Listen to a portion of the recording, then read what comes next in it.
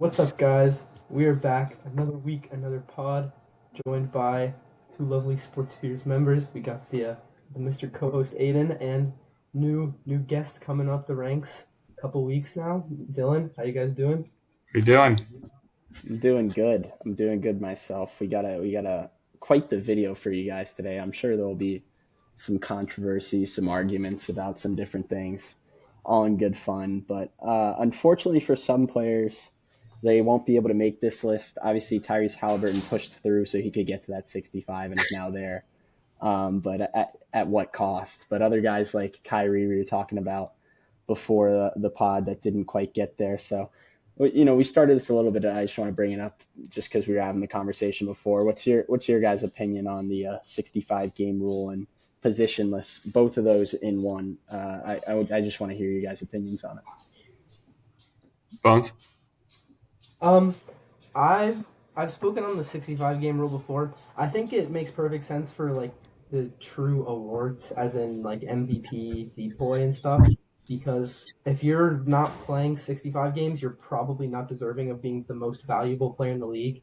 But I think uh, the argument for like someone playing 60 games at an extremely high level and being deserving over someone who played, in the high 60s is like, I don't think that should be relevant. So, in my opinion, that rule should only be for like the awards and not necessarily for an All NBA team, especially in the like now like that it can be like money incentives. Like Halliburton literally like played through injury pretty much just to have the opportunity to make an All NBA team, so he can get the supermax, which he wouldn't be eligible for if he didn't get to the 65 game limit. And then the positionless thing, I think it's great. There was what 2 seasons in a row where Embiid was probably the second best player in basketball, but couldn't make an All NBA first team because there was only one center spot. So I think that's a good rule. Yeah, 100% agree about the positionless thing. It gives voters so much freedom. And like Nick said, like guys who are just locked in that only play one position that are stuck behind the best player in the league or the second best player in the league. I mean, we play positionless basketball at this point, so we might as well make the All NBA teams positionless as well. For the 65 game thing, um, I do agree with Nick. I feel for the health of the players. Some guys obviously value it more than others. Um, but what I do think, if that I was the NBA commissioner, I would honestly probably make it a 65 game thing too. You want the best product for the viewers. And at the end of the day, that's going to be the stars playing as many games as possible. And I don't think the rule was necessarily implemented for people who were taking longer to nurse injuries. It was more implemented for guys that were taking games completely off for no reason. And I think we've kind of seen that mitigated by the guys who care about All NBA. And if they don't care about All NBA, then they can miss some games. Hell, whatever. But kind of like 50-50 about that. Yeah, I don't know. For me, I think they need to redo how all NBA incentives are going to be if they're going to have this rule. And sort of build them into contracts is probably what I would suggest. Year to year as like an incentive bonus. Like in football, there's like snap count bonuses, there's yard total bonuses, and I believe there's some of those in the NBA in terms of like 30 plus point games and things of that nature. But I'd probably build having an All NBA season into a year to year bonus rather than making it the type of contract you can get if you're going to have the 65 game rule, which which I agree with you, Dylan, that I think it is at the end of the day a good rule for the product to put on the floor in terms of the quality of basketball we see night in and night out. I mean, we're going to see Paul George and Kawhi Leonard get close to 70 games this year. Or Paul George is over 70. I think he's at Yeah, like like 73 first right now. time like in so long. Yeah, and like that's crazy. And some of that, is they just had better health luck, but some of that is the new rule for them. So I think at the end of the day, it is a good thing. I just think there needs to be some changes in regards to it for a guy like Halliburton who has yet to make an All NBA team to try and push for it. And obviously, it's more of an exception because there's not a lot of other guys. I guess we saw two main injury related things with the 65 game rule with Embiid, who obviously suffered a more disastrous consequences than Halliburton really saw, other than dips in production. But I don't know. I think overall it's a good rule, and I like it for awards at least. And then some of the arbitrary parts of it with like Kyrie at 62 games instead of 65 are a little odd to me, but other than that, it's pretty good. Yeah, I don't know. You have to come up with like a set number, and 65 does make sense to me. It's like you miss less than 20 games, right? You miss less than like a fifth of the season. That seems, you know, pretty accurate in my eyes. I don't really know if you go down towards like that 60, 55 range, then you're giving guys leeway of like 25 to 30 games, which I think is probably too much. Yeah, I don't know how many. Let me look at this. How many But like, games did Donovan Mitchell play this oh year? yeah, he's a guy that's I going to think miss he the might. cut.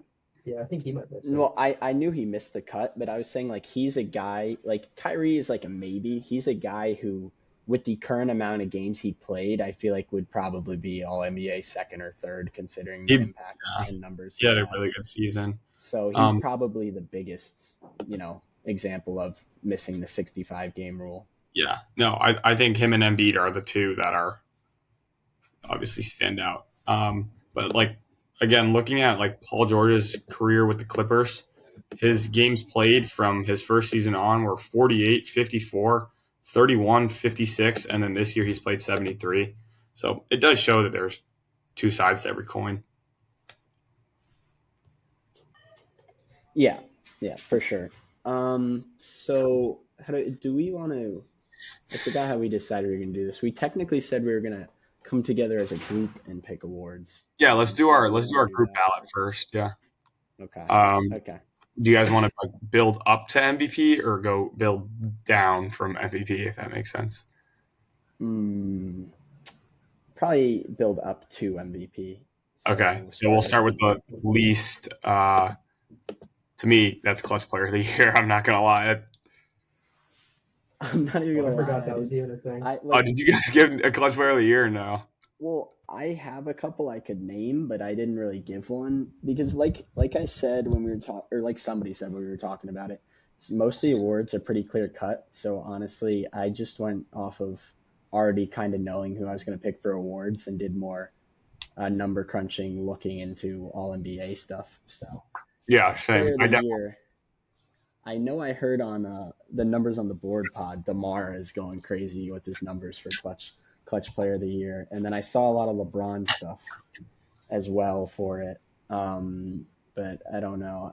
I just think I know Kyrie actually might, because that's on a 65 game minimum. He might be a clutch player of the year.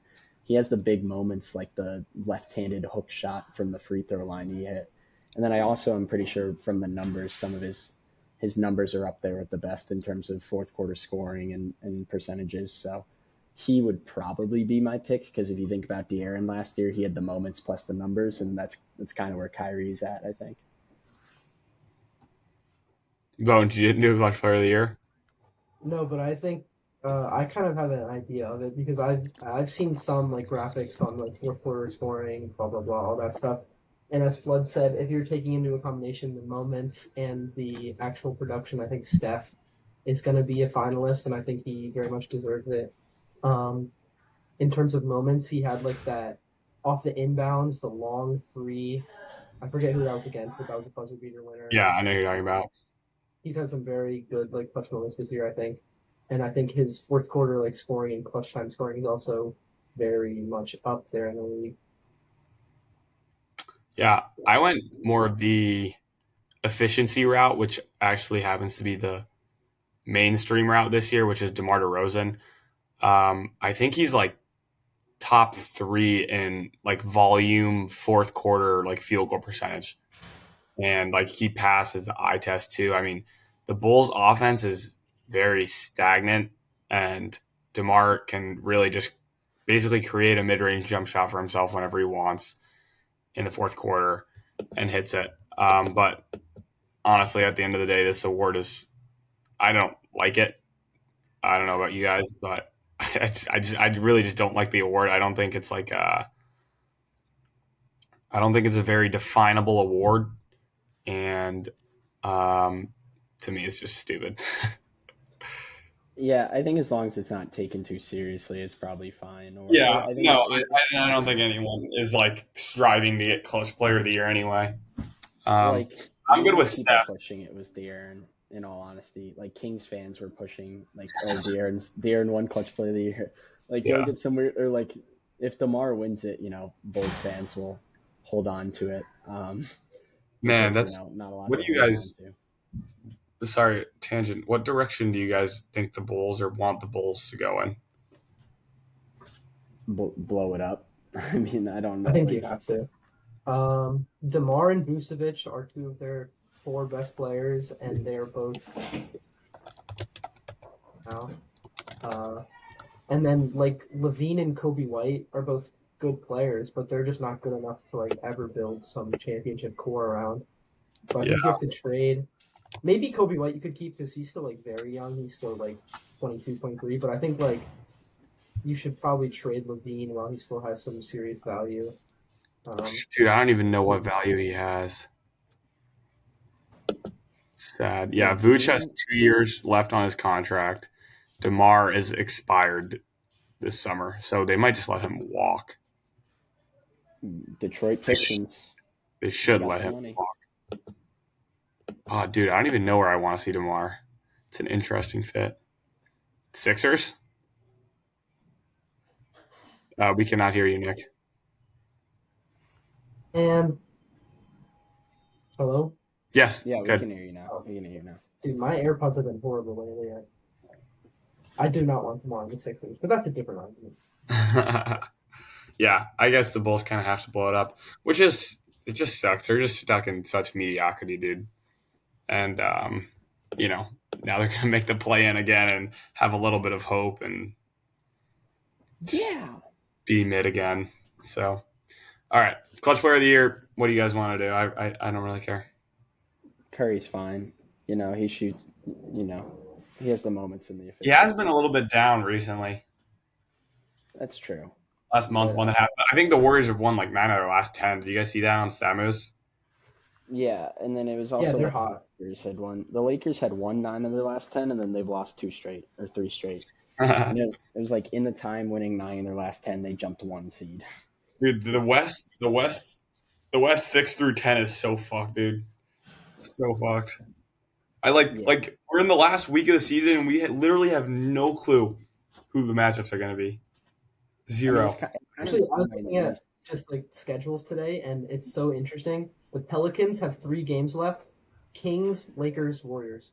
Holy fuck. They're gonna Oh, decide the playoffs. Like that's Yeah. just it's so But funny. It comes down to that. yeah, that's wild. And the play-in is just so sick, dude. I love the play-in, man.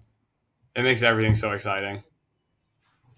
yeah, I don't know. I was looking at some of the seed probability stuff like today. I think the Pelicans were pretty strongly the 5 or the 6. I forget which one. I think the 6 Six. was the Mavs and Clippers are 4-5. or Mavs were strongly the 5 and Yeah, Pelicans were no, the 6. The Mavericks will finish as the 5 seed. But it's just like honestly, it's closer in the East in terms of how much can maneuver at this point. Yeah. Like as far as percentages go, I mean, like for the Knicks, they're the 3 seed right now, and we can still end up in the play-in. Yeah, your guys' Um, win last night got you there, right?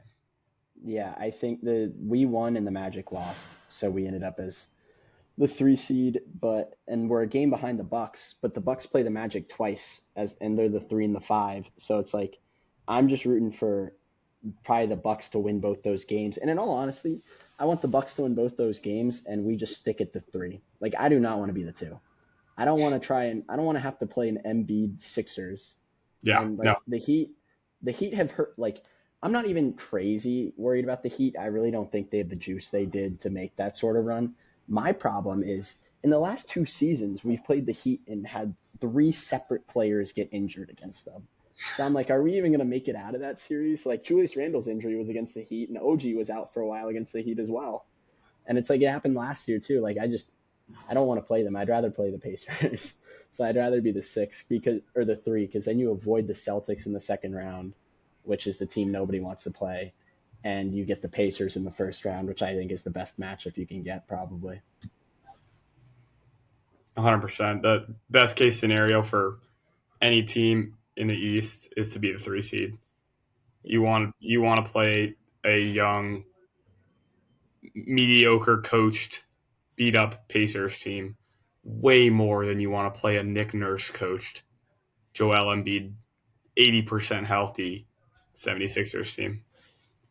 I would be if I'm the Bucks and I'm the 2 seed and the Sixers win their playing game, like I'm fucking shaking in my boots, bro. I'm not gonna lie.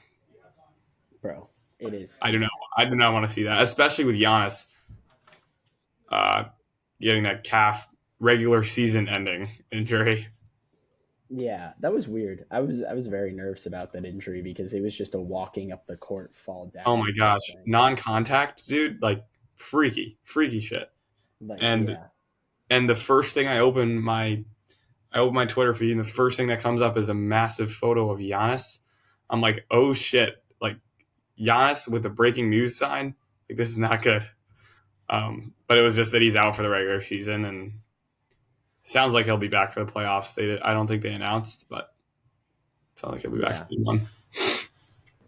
Selfishly, I was a little upset about him with that injury being only for the regular season because it means that we could be the two, but I'd rather be the two or the three than the four or the five, Yeah, honestly, because the yeah. road goes through Boston at the end of the day. So like that's fine. I guess hopefully the Heat win the play-in game then only is how I would look at it. Because especially Nick, you know what Embiid does to us, bro.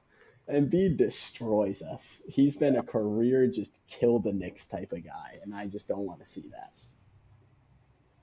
Yeah, as a Sixers fan, I don't. I mean, as everyone said, you don't want to be the 8 seed. 7 is way better. We could technically sneak up 6. I wouldn't really have a preference. Like, I guess I'd rather play the Knicks than the Bucks. Um, Oh but yeah, I man, mean, we'll see how it falls. Yeah, the Bucks have just been so piss poor recently. Like it's hard to get a true judgment of where they're at. well And I have a judgment. They're not good. they just look That's all it terrible, has. dude. They have Giannis Antetokounmpo, but they look fucking horrible. Like I am not scared of them at all. And obviously, my expectations of the Knicks have shifted a bit. So I'm more free flowing, man. I still expect us to win the first round. Once we get past the first round, it's, all cards on the table, no Yeah, pressure really, of considering the course. injuries. But I would still, I would be fine with the Bucks in the second round. Is there any team in the East though? This is the weird thing, right? We can talk all the shit about the Bucks. Is there any team in a 7 game series where the Bucks have home court advantage besides the Celtics that you guys are picking over the Bucks right now? I would Right? maybe Like the no, Sixers. Maybe the I'm Sixers, not picking against honestly. Giannis, bro. I'm not. I think I might pick the Cavs and I might pick the Sixers. And biased because of me, I don't know who I'd go with us because we've still looked good with OG Anunoby. Like, and Randall's had his playoff woes, so it's like it is a net negative, but it's not a crazy net negative, I guess. But it's just the attention that goes towards Brunson that's a bigger part of it. But I think the difference for me is the Bucks should be much higher in terms of the tier above they are from everybody else. Where like I would easily have Cavs series, probably Sixers series, and us go 7. And I might have the Magic in there, given how good they are defensively, going 7 as well. So it's That'd just be like fun, dude. John Isaac on Giannis. That'd be fun. exactly. Like they have the matchups to do it. So it's like the Bucks are a team based on expectations at the beginning of the year and all of that that I should have beating us in 5. I should have beating the Magic in 5. I should have beaten the Cavs in 5. And it's like no, I'm like 7 game series, you know, and I'm really not sure if they're going to win. I'd only take them in 7 because they have you know what happens in a game 7. They have Dame, they have Giannis. That's why I'd take them in a game 7. So Bones. I don't know. Any teams you're taking over the Bucks in a 7 game series if the Bucks have home court advantage? Oh, no. Uh, no, probably not. I think the Sixers have the best chance. They're a good team. uh, and their top two match up at least comparably to the Bucks, whereas no other team does. So I think the Sixers could hang in there. Doc Rivers' revenge tour. Now it's his turn to blow the lead against us. So I like our chances. I think the Yeah, Sixers could make a run to the ECF first time ever. If I do that, but yeah, it would be fun. I'll be interested to see how the young teams play on both sides of the bracket. But, yeah. Yeah, Thunder obviously are the big one. I think the biggest reason why like I would think about taking the Sixers would be because they catch the Bucks in the first round, if that makes sense. If the Bucks get some steam in the first round series and Giannis looks healthy again, then I think whoever they see in the second round, they can really like kind of just turn it back on. But if they're still kind of ebbing and flowing into this first round series, Giannis is done for the year. He has no rhythm for the first, let's just say, 2 games. You steal one in Milwaukee, right? You look a lot. That series looks a lot different than if he comes into a second round series feeling healthy with rhythm with a playoff series under his belt for this year. I mean, hey, they got Doc Rivers. I may just let them go up 3-1 because we know what happens then. Like, that was the other thing I should have thought of at Game 7. It's like Dame and Giannis, but it's like Doc Rivers. Like, I Yeah, don't really know. that I don't know how balance. that really balances out. But anyway, as good as this conversation is, we should probably switch to more awards. We can probably blaze through some of them. Like, Yeah, Rookie of um, the Year doesn't really need we to be can debated. we can blaze right through rookie of the year. That's Wemby. To me, we can blaze right through defensive player of the year. Do you guys have anybody that isn't Gobert? No, I think I. Wemby deserves it more than Rudy Gobert, to be honest with you. Really? He's I a better shot blocker and he's more versatile. Like, what does Rudy Gobert do better, other than the fact that the T Wolves as a team have a better defense? but he is Wemby the is more catalyst of intimidation that too. Like you saw, defense. like yesterday, the Grizzlies had a 3-on-1 against Wemby, and they're scared to go in the paint. Like that's something you can't account for either. Like I don't think people are really scared of Rudy Gobert. Like I see. I very much disagree with that. I think people are definitely scared of Rudy Gobert when they go in the paint, and that's why his like. I think Victor Wembanyama can get more blocks, but that's part of why Rudy's numbers aren't higher because people refuse to go in on him. I think the Timberwolves have been so incredibly good, like historically good. I have some of the numbers for them where it's like since Cleaning the Glass started tracking it, they've been the best defense in the league other than the 2015-16 Spurs, That's crazy. which is 2002, 2003. So they're basically the second best defense since the 2000s. And they have good defensive players, don't get me wrong. Like Jaden McDaniels is a very good all defensive caliber player. And Anthony Edwards this year has been holding his own. But I think what pushes that when you consider some of the lack of defense I see with guys like Karl Anthony Towns, really is Rudy Gobert. And I just don't, I can't overlook the catalyst for a defense that's so historically great, although Wemby has some of the numbers. I got nothing to say. I agree with Flood. I think the most impressive part of Rudy Gobert's defense this year and why he's the defensive player of the year has nothing to do with his statistics. It has to do with the fact that he's the leader and the anchor of a historic defense that is the reason for the Timberwolves' newly found success. I don't know. So, Nick, oh Yeah, yeah, you're it's 2 against outvoted 1. here. taking Rudy. Um, let's see. Let's see. Most Sixth improved man. player, I feel like Oh, okay. Maxi. Then you Yeah, have Depot. Maxi. Kobe White Yeah. fell off, so he's not I up want there. to give some flowers to Alperen Sengun if he didn't get hurt. He was having an extremely improved season. J Dub, freaking awesome improvements. I know that's not like nothing compared to what Tyrese Maxey's been doing. And then lastly, Scotty Barnes has gotten so much better, dude. So much better. Yeah, It's crazy. yeah, So those three And guys to Giannis, me were like guys that I just wanted to highlight as improvements, but Maxi for sure. yeah. I mean, and then Scotty Giannis, was a guy that people sort of gave up on. Like, sorry, Nick. He was a guy that I feel like last year people expected improvement, didn't really get it. And so they were just like, oh, maybe he's not who we think he is. And then this year he showed that he is who everybody thinks he is. So I thought that was pretty impressive in terms of most improved. Yeah, I'm more on the anti-Maxi train for this as a Sixers fan, just because he's not necessarily much so better as he's just getting more opportunity. Like obviously he's gotten better as a player, but like his efficiencies have gone significantly down this year. Um, and when Embiid is not playing, I think he like struggles a bit to like be like a true number one. Uh, but I mean, I guess in the sense of what the award is right now, like his statistical improvements were the best in the league, and he made like a pretty big jump like to be an all star. Yeah, I don't think I feel like we've gotten to a place where I don't think anyone would really agree or disagree with what you're saying. Like the most improved player award isn't really where it probably should be. Whereas it's now become these guys who everyone kind of saw maybe taking a jump to an all-star level, or a guy like Maxi whose volume is really the thing that's improved the most more than anything.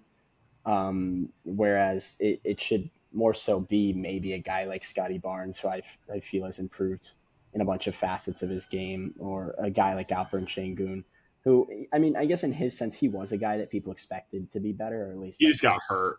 That's all. like, so maybe he's not as good of an example, but I just think J Dub kind is of where the award's gone. Yeah, J Dub's a good example. I actually think Jalen Suggs is a good example as well. yes, How yes. he's improved People as a gave up defender. on him, dude.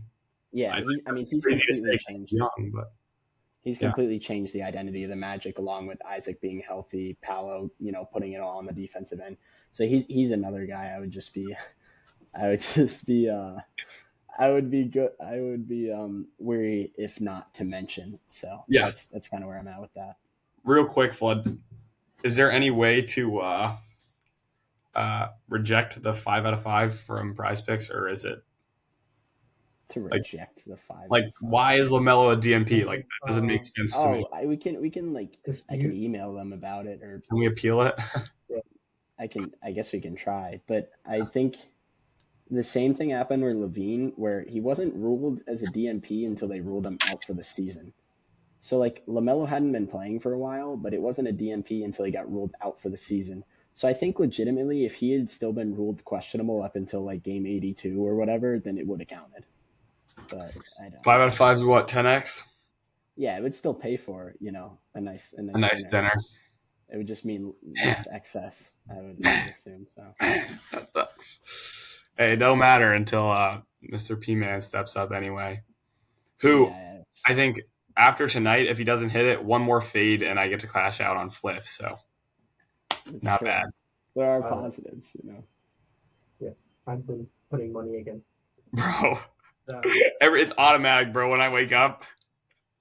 And the thing is, like last night and tonight, he had like decent odds. Last night he was plus 185 to record one. Tonight he was like plus 215. And I'm sitting here and it's automatic, bro. No matter what, I'm taking the fucking under.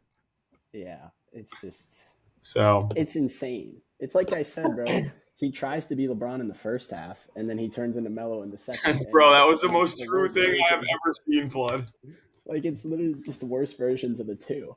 Where all of a sudden, like, he had 3 rebounds plus assists in the second half after having 10 at the start. Like, bro, what are you doing? Like, that's an active effort right there to not have him. But he just doesn't rebound, bro. He doesn't rebound in the second half. It's the craziest thing I've ever watched. Yeah, I don't know. Do you guys want to do 6 man of the year or coach of the year next? 6 man's easier, probably. I mean, 6 man's Malik Monk to me. The only other people I see case for are like Naz Reid or like a Norman Powell. Just because, I mean, Naz Reid being able to shoot 40 whatever from 3 has been, I feel, essential to being able to play around their bigs. But Malik Monk's got the counting stats, and he's kind of the old version of a 6th man, He's Lou Will, bro. Bucket. Yeah, he's Lou Will. Bucket.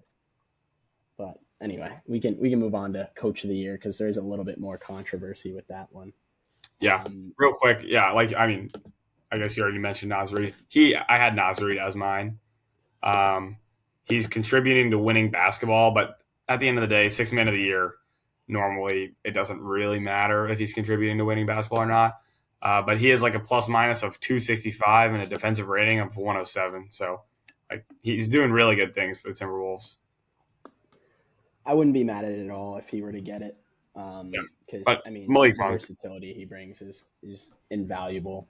But yeah, coach of the year wise, it's a 3-man race in my opinion. Between Dagnalt of the Thunder, I think Jamal Mosley does have a very good case, and then Finch obviously for the T Wolves.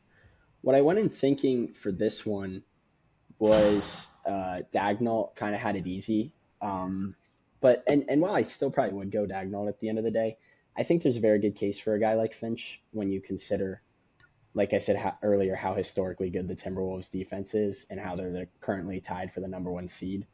And I feel like people predicted them to probably be the best out of the three teams, and that's probably what hurts Finch the most is compared to expectations. Like people expected them to be like what a 6 or 7 seed, like around that range. I feel like 6 through 9 probably, and they're the one. Whereas Thunder, people probably thought they were competing for the 9 or the 10 this year, and Magic, I mean, same thing, like 9 or 10 play in. So for the Magic to be able to do what they're doing, to see all the buy-in and the real culture change for Jamal Mosley, I think has been probably the biggest part of it. But at the end of the day, when I watch the teams play, I feel like Dagnall's probably the best coach of the three, and I think his team has improved dramatically over expectations. So I'd probably give it to him, but I don't really have arguments against the other coaches. Like you can go with whoever you want for this one.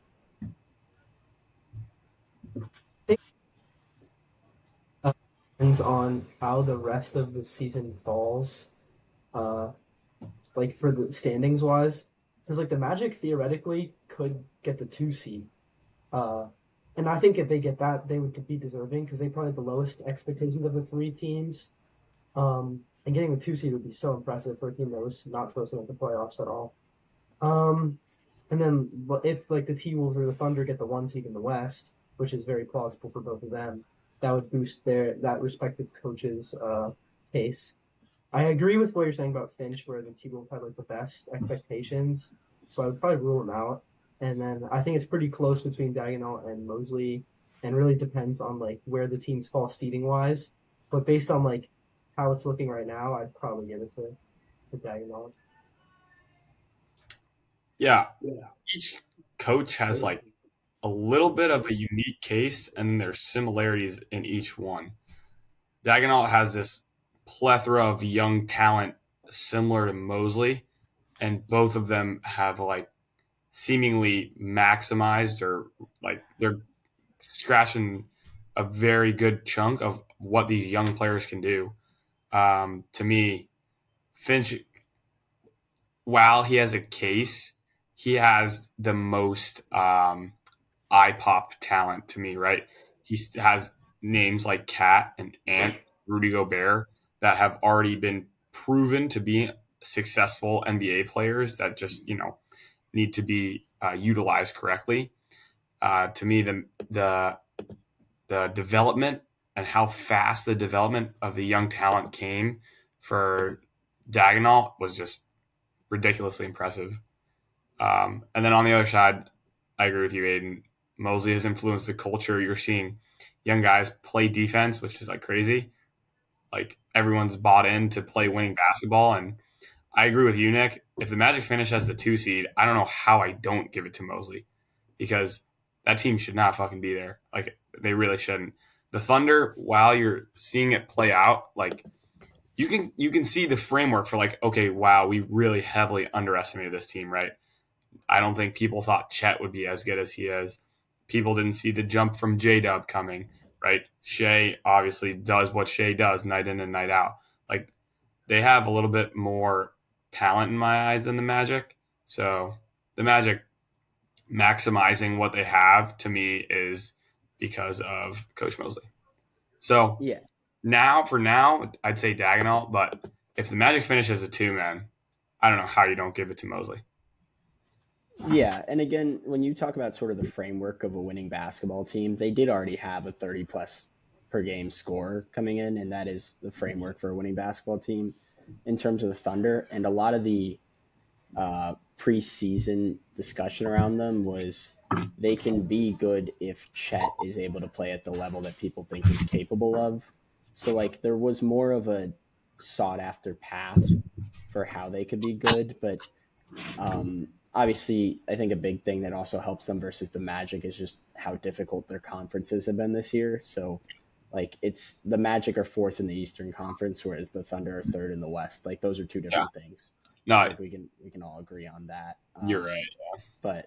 But again, like two seed, I mean that's insane because he had the worst roster in terms of talent, and he's improved the individual players the most out of all three coaches. Like McDaniels was already elite defender. Rudy was already an elite defender.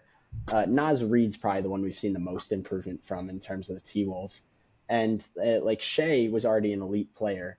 We've seen crazy improvement out of J Dub, and then we didn't know what we'd get from Chet. That's the big thing for them. Whereas like Paolo was the piece you thought was going to be better, and he's been better. But like I said, Suggs had dramatic improvement. John Isaac went from a guy who hadn't played in so long to being, he's a top five defender in the league by my estimation.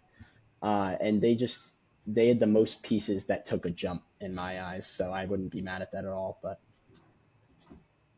Yeah, and just for like a quick reference, I just pulled up my preseason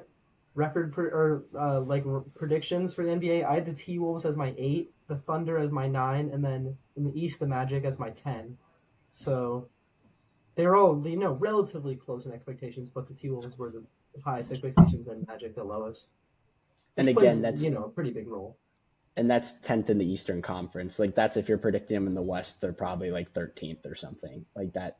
Because like the Eastern Conference has been weird due to injuries this year, but still the bottom end of that, like the middle part of that conference, isn't as strong as the middle part of the West, and people agreed on that before the season happened.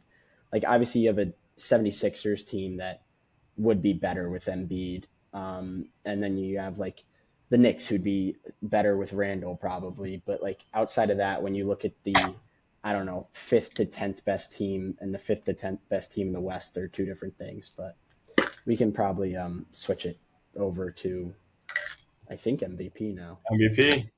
If I'm not mistaken. Do you guys have Jokic. Luka, man? Dude, I got Luka. don't make me be the decider. Oh, I did not want to do this. This is crazy. This is crazy. Luka is almost averaging a 34-point triple double. You know how crazy that sounds? And I know the efficiencies aren't ever going to be to where Jokic is because they're just two different styles of play. But and then you look at numbers like his load and his creation rate, and he's 100th percentile. Like he is the best creator in basketball. He's taken on the most load in basketball or the heaviest load in basketball, and part of that is just how he plays. He is one of those heliocentric players, but he's just oh my god, he's been so good this year that it's just so hard to give it to Jokic, and it shouldn't like trying to think of what the voters would do because they're so close. I feel like it shouldn't matter, but like there's two things. There's one thing that would help on each side. The thing that helps Luka and a thing that shouldn't matter but does in voting is that Jokic already has two. That's the thing that helps him. Just the cognitive biases in voters for that. The thing that helps Jokic is Luka's what the 5 seed right now. We said with the Mavericks, and so that's not the Nuggets record. But I don't know. I I think when you consider improvements made to the Mavericks roster, I would probably go Jokic just because they're that close that I would bring something in like record, even though the Nuggets have a better team than the Mavericks, and we know that in terms of roster construction. Because I just think it's that close, and I, I don't know. I think I'd rather see Luka win it, just because Luka suffered from MVP fatigue without ever winning an MVP, because that's the type of player he's been his entire career. Um, but I don't know. I think just simply on efficiencies, everything he does as a playmaker is rebounding, and Jokic's defense has been a lot better this year. And you can kind of see that he's always been thinking on defense, and that's what you like to see a lot of the time with some of these lesser defenders physically, is that they're thinking and trying to match coverages and figure out where they should be. So I think, and Luka has as well, by the way. Luka is an improved defender this year as well, as he likes to boast his advanced stats, I'd see. But I think I probably would go Jokic.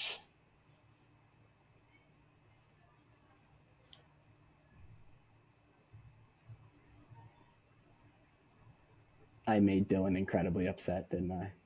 That's what I did. Man, I don't know. To me, it's like if Luka is ever gonna win one, dude, like why not this year? Like he's doing some of the most unreal things we've ever seen. And the craziest part is, not a single person can fault you if you choose Jokic, and not a single person can fault you if you choose Luka. Like this MVP race is just two of the top, in my eyes, two of the top three in basketball right now, and And just craziest part about it is if Embiid never got hurt, it probably wouldn't even be a race. That's what I'm thinking. Like it would be Embiid's award. And yeah. these are two upper echelon MVP caliber seasons. But that's Oh just my how good gosh. Embiid was before he went down. Like Yeah. If that's insane. if Luka doesn't win it, he's going to go down as one of the greatest seasons ever to not win an MVP. And the thing is, if Embiid was here, Jokic would go down as one of the best seasons ever to not win an MVP. It's ridiculous.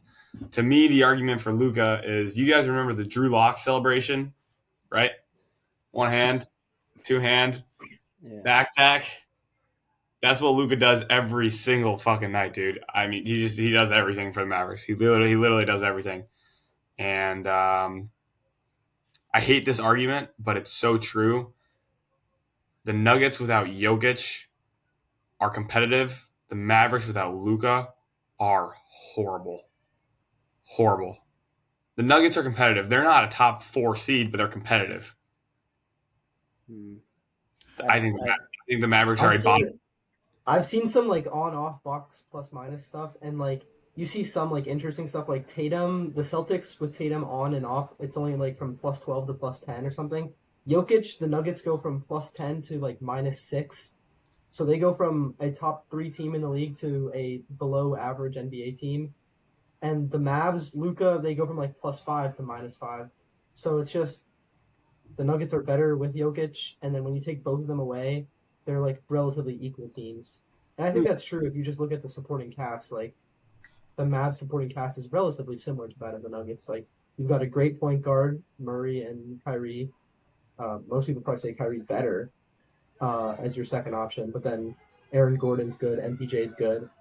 Uh, The you rest have of the roster construction is just not comparable. But Well, actually, the Mavs trade deadline was one of the best in the It's league. true. Getting they did have a getting really Gafford and PJ Washington has been so good for them because yeah. Gafford as the dunker has just been amazing. He's shooting 73% from the field. Like, that was a great trade deadline. Props to the Mavs for that because they've been really, really good since Kyrie got healthy and since the trade deadline.